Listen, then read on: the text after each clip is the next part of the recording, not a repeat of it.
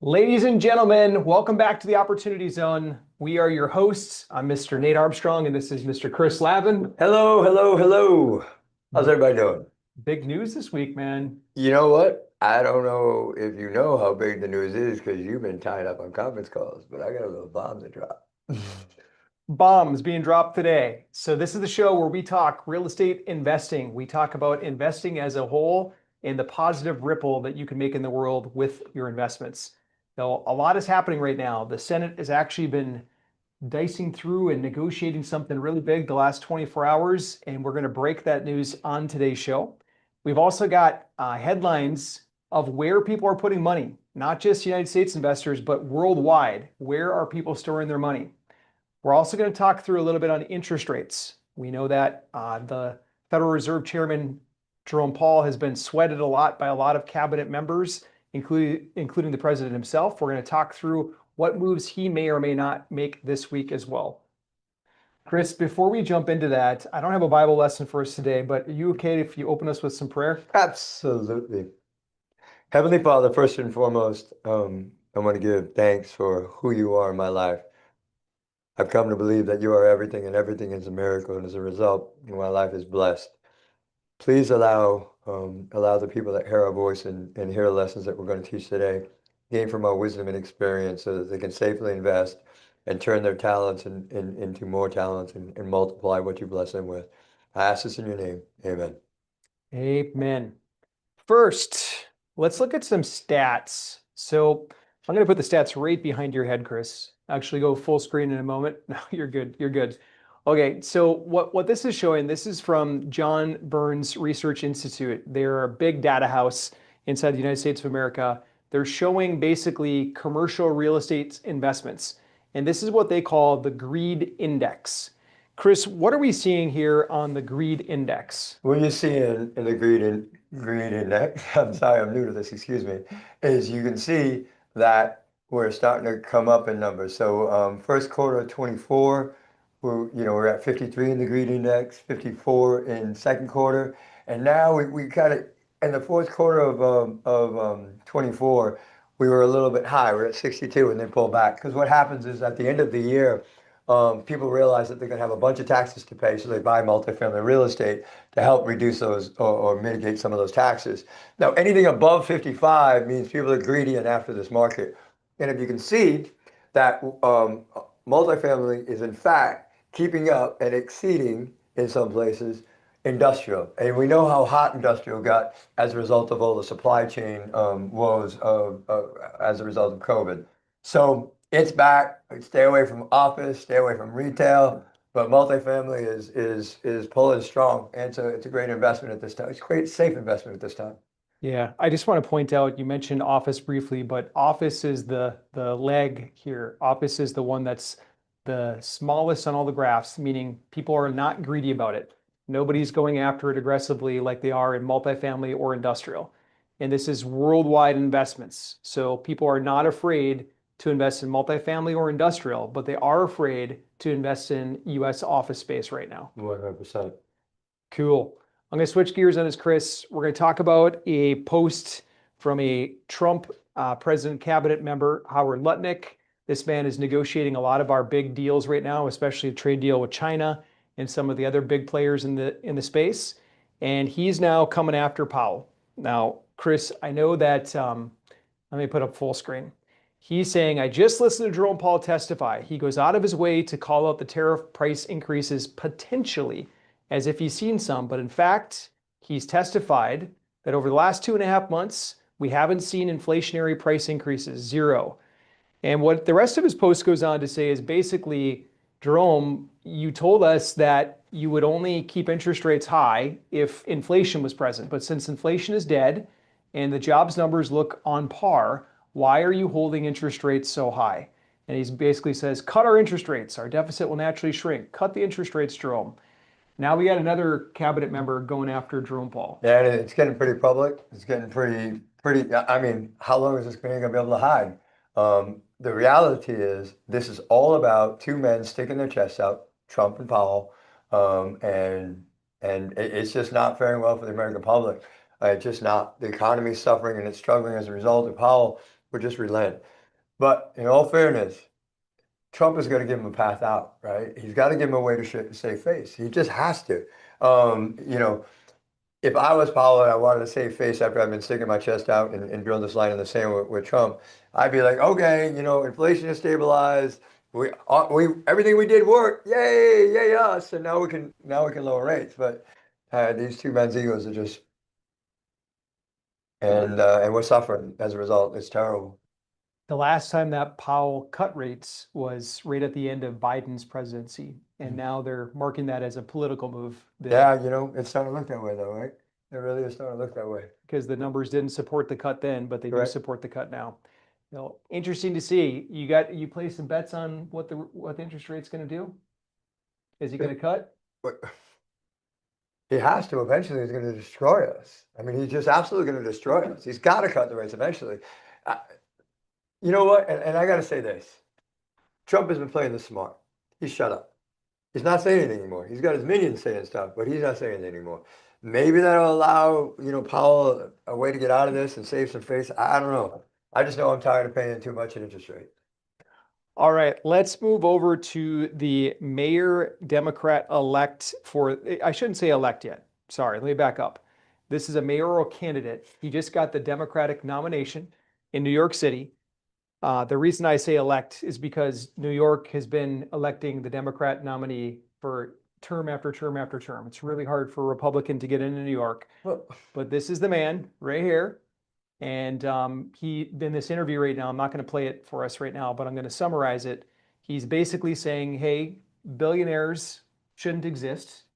Millionaires should pay a 2% flat tax on top of what they're already paying. And if anybody wants to do business in New York, you're now going to pay New York taxes, even if you're located in Florida or elsewhere. That's on top of some other platforms that he's saying with rent control and whatnot. Your reaction, Chris, of candidate. Are you sure about that one? So listen, this guy is trying to, what's he trying to do? He's trying to balance everybody's checkbook out, and that's kind of socialist, right? Well, he admits he's a socialist. Okay. There was another guy that did this a while back. What was that guy's name? Oh yeah, Stalin. Does anybody remember Stalin? That's what this guy is doing. This absolutely just infuriates me.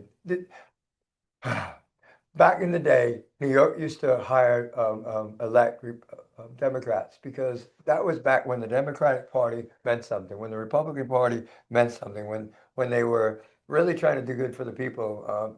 New York was built on the back of everyday workers, blue collar workers. Now, these people are just insane, and they got people who are living on social programs saying, "Hoorah! Yay! I'll vote for you because you're going to make it so that I don't have to work." Meanwhile, I'm working 18-hour days. He's working 18-hour days to have a positive impact on the world. And this guy wants to give everything we earn to people who sit on their couches. I'm not for it. But I really don't have an opinion on the matter. Don't go by me. Zero opinion. No. You know, controlling one of the biggest cities in America, arguably the financial center of the world, it's kind of a scary concept to me, this redistribution of wealth type candidate, because as New York goes, they typically influence surrounding areas. So Yeah. Let's see what happens. Maybe someone else steps up. Who knows? But right now, that is a very hot topic. Okay, I'm going to change gears on us, and I want to talk a little bit about the single-family housing market, because a lot of people hear single-family housing stats on the news, and they start to hear things like, we're back in the same situation we were in 2005. Inventory has crested that line. We've moved from a seller's market over to a buyer's market. Price drops are pretty much unanimous in most of the major metro across the country. But Chris, how is this different than the commercial real estate market, multifamily specifically? Okay, so there's a reason we're not in single family houses. That's it. That's it right there. So, you know, it's stagnant. There's so much inventory out there. People are not buying. It's become a buyer's market. But you hear this on the news and you hear all these things, and it makes people think that investing in real estate is a bad thing. I'm here to tell you exactly the opposite. I'm here to tell you, if you find a multifamily deal that we can invest in that's inside of our buy box, you know, $20 million, $15 to $20 million, $15 to $25 million even, and the numbers work, in other words, it's got a positive cash flow, I will pay you a finder's fee. They are so difficult to find right now because people are holding on to these assets like they're gold because they are. They're increasing and increasing and increasing in value. They're not transacting. They're very difficult to find. That's why it's so hard. We have to go through there's a lot of junk out there. Don't get me wrong. There's a lot of people that are buying deals currently with a negative cash flow just to get the tax benefits. Not our business model. We cannot do that. We will not do that. We cannot survive on that business model.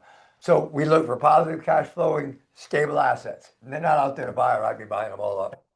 Yeah. And I want to differentiate the single family housing market from commercial by this. When interest rates started going up 2+ years ago, the commercial real estate market got crushed. Yep. And so we're currently living in that dip. If you compare the dip today versus the dip back in 2008, 2009, we're almost equal. Like, this is the buyer's dream for multifamily. It's the exact opposite for single family. Why? Why does that happen? Well, in single family, you typically have a 30-year fixed mortgage rate. In multifamily, especially 2 years ago, that wasn't the case. Yeah. You're not signing 30-year notes. A lot of people took out 2-year notes. Some even took out 1-year notes, bridge notes. And a lot of that debt, it has reset. And so we've seen a tidal wave of people having to change business plans that bought under one low interest rate, who now in today's higher interest rate environment just can't survive. So multifamily is a buyer's dream right now. It is.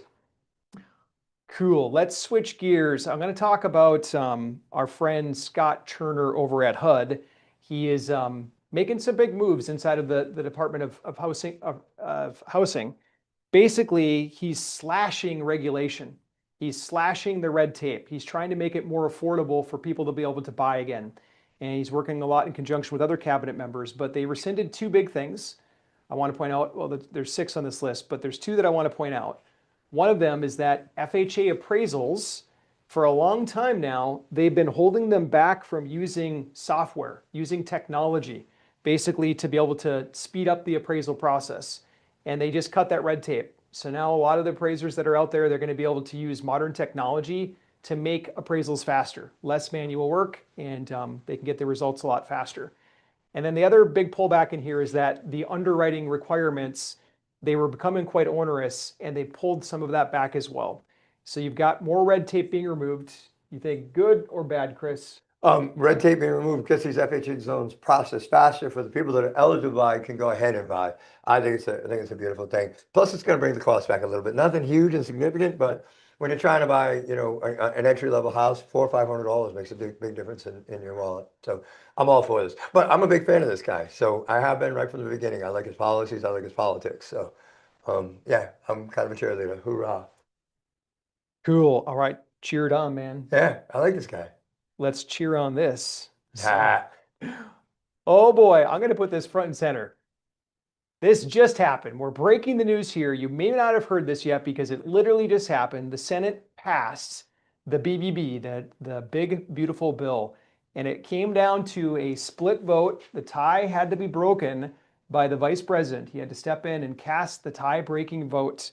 Chris, what does this mean for investors? Hip, hip, hooray. Let me tell you why, because one of the big parts, well, I shouldn't say that. One of the big parts of one of our focuses on this bill is this: 100% bonus depreciation, effective as of January 15th, I think is the date that they're using. So if you bought an asset this year, or you're in the process of buying an asset this year, or buy it by the end of the year, you are going to get 100% bonus depreciation. What does that mean? That means you get paper losses on your income tax return to offset your income, so that you don't pay taxes to the government that you don't want to pay. And you get to hold on to that money and to do the next right thing with it, instead of giving it to the government who's going to build you a bridge to absolutely nowhere. So this is a beautiful thing. And listen, remember I was just talking a few minutes ago about the hard to find multifamily deal? Guess what? It just got harder. Anybody that's been hedging their bets, we've been all in on this. We knew it was going to happen. I say we knew. Everything aligned to the fact that this was going to happen. So we've been buying, we've been doing the best to find great deals out there, and here we are. It's happened, and now it's going to go all the way, and we're going to be like heroes. So let me put a little asterisk on this. So we can't give tax advice here. Nope. So although we believe strongly that most of the people that are going to take advantage of this bill, this soon-to-be law, are going to benefit tremendously on the tax side, through depreciation benefits, depreciation dividends, as we call them. We can't give you tax advice, not unless we know your personal situation. Chris and I don't know your personal situation, so we can't give. No, I wouldn't give tax advice then. Even if I know your personal situation, all I can share is my experience and my actions. You're responsible for making your own decisions. You're responsible to go to your CPA and fact check everything we're telling you. But in fact, this is what we're doing, and this is why we're doing it. So all I can share is my experience and my actions, and invite you along for the ride. What this does, and we just had Jeff write a comment in there, how does this affect the Green Bay property? I'll actually pull that Green Bay property up. What this does is it takes assets like this one. Oh, that was a beautiful asset right there. This one right here, this asset. So Jeff asked about the Green Bay property. This is the Green Bay property. So investors that get on this, assuming that the house signs off on what the Senate just signed off on, and what Chris just said is accurate. I fully believe I would bet a lot of money. I'm not a betting man, but I would bet a lot of money on the House just signing it off, and it goes to the president's desk, and 4th of July holiday, they have a big celebration over this. But what it does when you invest in a deal like this one is it opens up a lot of tax benefits. If you're not familiar with tax benefits, think of it like this. My wife and I have 3 kids. Every single year we get the child tax credit. It's about $2,000 per kid. So we get 3 kids, we get about $6,000 back. The difference with this is that it's not called a tax credit, and it's much bigger than what you get for having a child. So I might put in $100,000 and I might get $20,000 back. I might get $30,000 back. It's through something called depreciation. Now, if you've ever heard depreciation before, know that what you're taught may have been a little bit incomplete. Most CPAs don't fully understand it. They don't know how to leverage it. They don't know how you can take advantage of it. Some do, but very, very few do. 7,000 pages in the IRS tax code, so it can be complicated. For guys like Chris, I watched him have one of the best financial years of his life last year. Like literally one of the best in his life. And he got this refund check. He's holding it up right now. What's the exact amount, Chris? $53,204. $53,204 as a tax refund, because he took advantage of depreciation like this. That's while he had a good financial year. So if you'd like to have a good financial year and get tax refunds and get a cash flowing asset like this beautiful Class A building, then when you see opportunities like this, jump, okay, jump. While I got this one up, I'll spend just a couple of minutes and talk about it. Well, look, real quick before you do, yeah. This asset is a perfect one to use as an example for bonus depreciation. We've already done what's called a cost segregation, which is a requirement for bonus depreciation.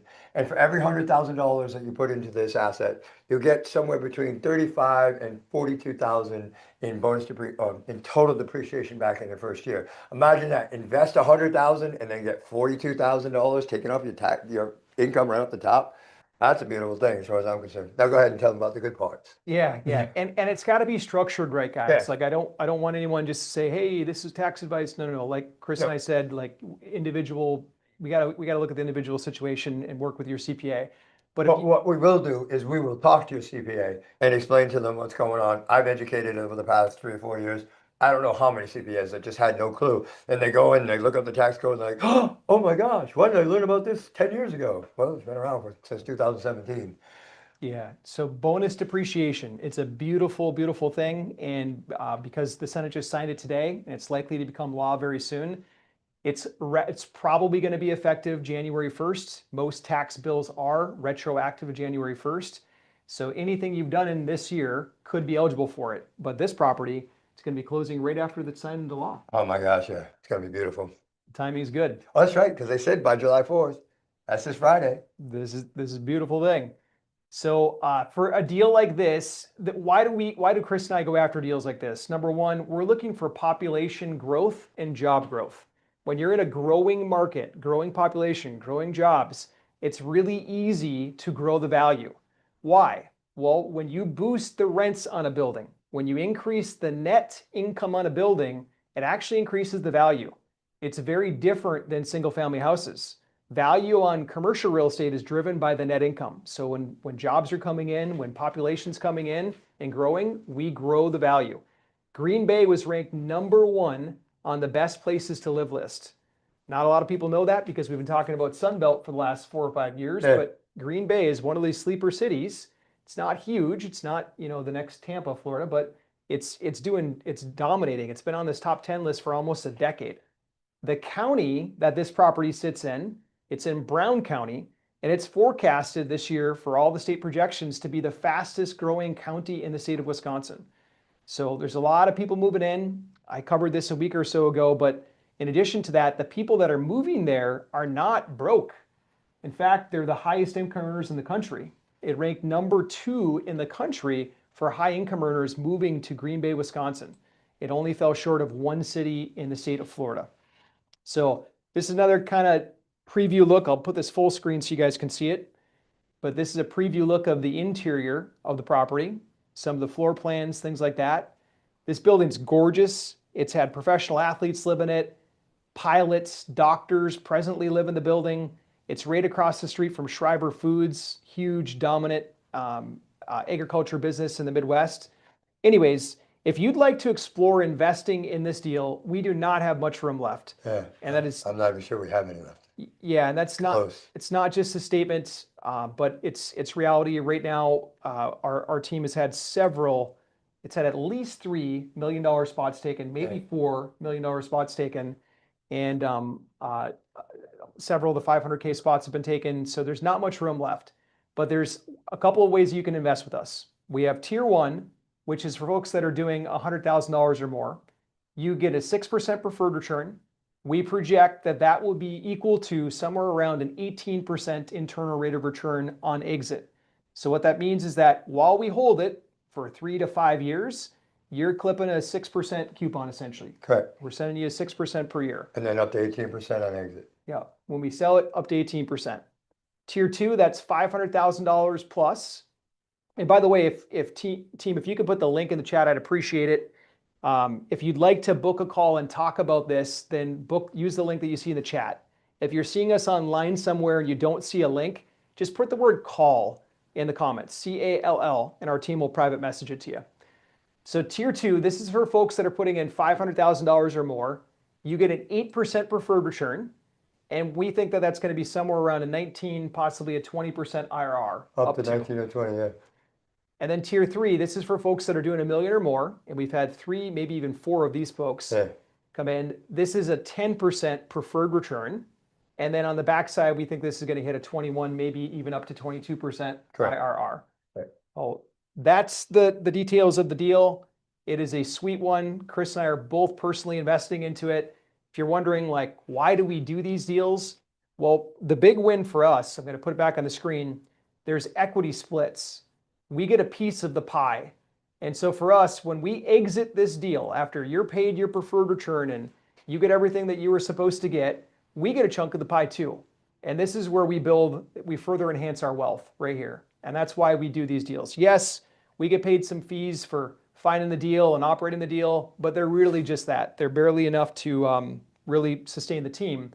Where Chris and I really get excited is this backside. So we get a piece of the pie as well. So could I simplify that a little bit? Please. So what he's saying is that if we don't do our job, we don't eat. So we've got to invest in this property. We have to work with this property. We have to increase the rents. We have to increase the value of the property by increasing the net operating income so that it has a higher valuation in 3, 4, 5 years from now, so that we sell it. There's lots of profits because we get a piece of that profit.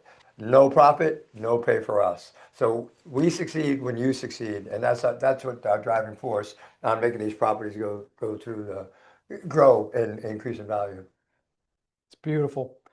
Chris, any closing thoughts? We'll wrap up today. Listen, there's a lot of people you can invest with in the world, and you know, it breaks my heart when I hear about people being taken advantage of in their investments. So if you choose not to invest with us, please, whatever you do, please do your homework. Let me stop for a second. Your friend Frankie, can you tell everybody what happened with your friend Frankie, Chris? I had a dear friend, Frankie Vasquez, 15 years ago. And he got involved with basically a Ponzi scheme that he doesn't know was a Ponzi scheme. Bad investments, poor investments, just people that weren't good stewards of the money. And Frankie convinced his mom to put every dime she had at 81 years old into the investment. And she lost everything. And Frankie took the coward's way out and killed himself and left his mother penniless and lost her only son and alone in the world. So the way I treat every investment that we get involved in is that every investor with us is Stella Vasquez. And it's their last money, and we're going to take care of it so they don't lose a penny. And that's our promise. That's our absolute promise. Thank you for sharing that, Chris. Yep. And I think that stewardship is so important right now. I got to have a nice, beautiful lunch and spend some time with the family who are looking at investments with us. And they told me that they did a big deal in New York and something similar happened. Yeah. A couple $1 million, somebody else's deal. We don't do New York. Somebody else's deal, they just weren't good stewards and they wiped it out. And so when you're looking at potential deals out there, stock market all the way down to individual funds, just make sure you find the right partners. Yeah. Find partners that really have heart, really care, and they're going to be good stewards of your capital. We appreciate you guys. Thank you so much. Thank y'all for joining us. We'll see you next week on the Opportunity Zone. Cheers, y'all.